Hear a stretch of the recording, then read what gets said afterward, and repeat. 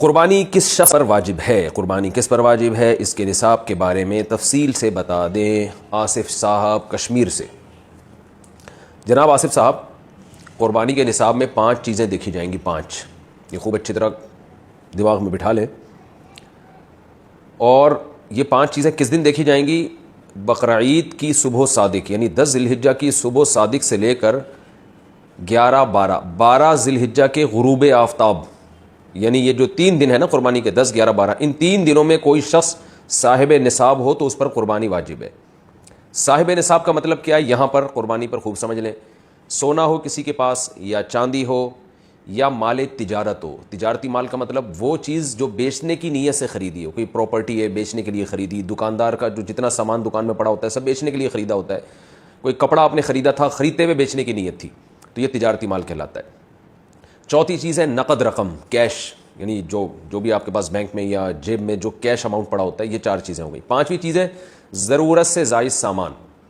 ضرورت سے زائد سامان میں بہت تفصیل ہے، آسان اس کی ایک جو ہم اگر ضبط کر سکتے ہیں تو وہ چیز جو پورے سال بھی استعمال نہ ہوتی ہو، گھریلو چیزوں میں وہ چیزیں جو پورے سال بھی استعمال نہ ہوتی ہوں، جیسے کپڑے کوئی یا برتن ہے، ڈنر سیٹ ہے، پورے سال استعمال نہیں آتا۔ اسی طرح کوئی پراپرٹی پڑی ہوئی ہے جو نہ کرائے پر دی ہے آپ نے اور نہ آپ اس میں رہتے ہیں، وہ پراپرٹی بھی ضرورت سے زائد میں داخل ہے۔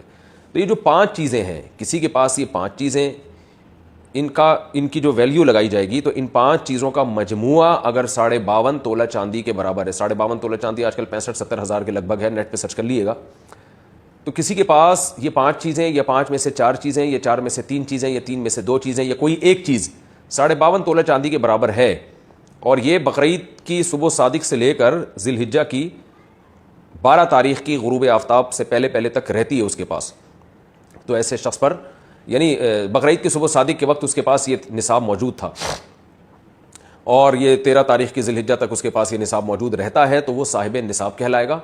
13 تاریخ نہیں، 12 تاریخ، 10، 11، 12، 3 دن، تو وہ صاحب نصاب کہلائے گا اور اس پر قربانی واجب ہے، بشرطے کہ یہ جو 5 چیزیں یا 4 یا 3 یا 2 چیزیں میں نے بتائی ہیں، ان میں سے سب سے پہلے قرضہ مائنس کیا جائے گا، یعنی قرضہ مائنس کر کے 52.5 تولہ چاندی کے برابر بن رہا ہو۔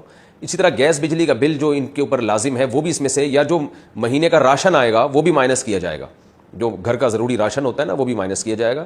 مائنس کرنے کے بعد اگر 52.5 تولہ چاندی کے برابر رقم بچ رہی ہے تو ایسے شخص پر قربانی واجب ہے، چاہے مرد ہو چاہے عورت ہو۔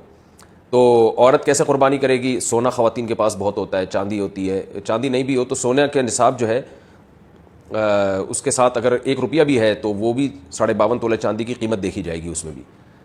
تو عورت کیسے قربانی کرے گی؟ اس کے پاس تو کیش نہیں ہوتے عام طور پہ، تو وہ پورے سال جمع کرے، تھوڑے تھوڑے اپنی جیب خرچی سے بچایا کرے، یا سونا کو بیچ کر کرے۔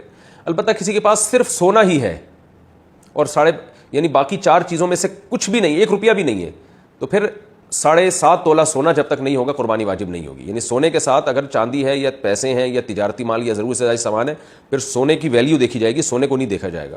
لیکن اگر صرف سونا ہی ہے تو پھر 7.5 تولے سونے سے کم پہ نہ زکوٰۃ ہوتی ہے نہ قربانی ہوتی ہے۔ تو یہ ہے، تفصیل سے آپ کو بتا دیا۔ تو آپ چاہیں تو اس میں ایک گائے میں حصہ لے لیں، چاہیں تو بکرا لے لیں، چاہیں تو دمبا لے لیں۔ مرد پر الگ واجب ہے، عورت پر الگ واجب ہے، جو بھی صاحب نصاب ہوتا ہے۔